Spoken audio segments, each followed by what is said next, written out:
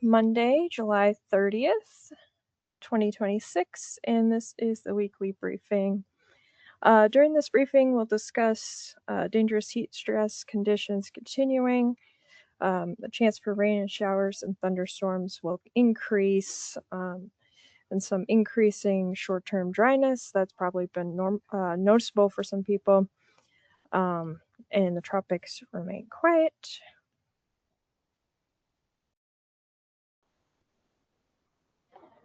So the dangerous heat stress, we have an area-wide elevated risk for today and tomorrow. This is for temperatures in the 105 to 110 range.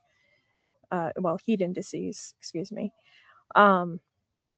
That will briefly break this weekend, but then it will continue again next week.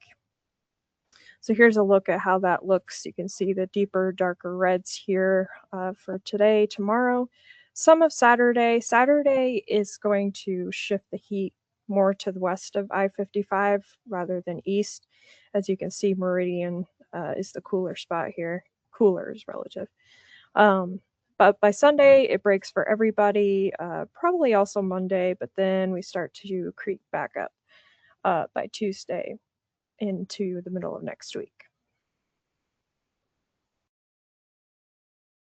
So the rainfall over the next week, this might be exciting for some people. Generally 1/2 to 1.5 inches, depending if you're east or west of I-55. West of I-55 is going to be drier. Unfortunately, that is the driest spot that we have for the area. So unfortunately, that's where they have the least amount of rain coming in. But that's just kind of how it works. So this is over the course of 7 days. So keep that in mind, that 1/2 inch or less over the course of 7 days isn't really a whole lot. So with that, we're expecting the dryness to continue. And here's a look at the rain chances that we have over the next 7 days. You can see that our greatest chances will be for Saturday. However, after this weekend, they become a bit more scarce. Doesn't mean that there won't be any, but most people will probably remain dry. And that leads us into our next topic, the increasing short-term dryness. Right here, you have the Keach-Byram drought index. This is basically a measure of kind of the short-term dryness that we're experiencing, largely due to the lack of rain combined with the heat that we've had. And you can see that we have increased here in Mississippi in the short-term dryness, and you can also see that in the 10-hour fuels. We're not seeing anything that's concerning fire-wise, at least not right now.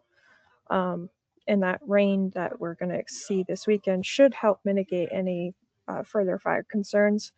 But it's just something to keep an eye on, that we are starting to dry out a little bit. There are no tropical cyclones developing over the next 7 days, so that's good news.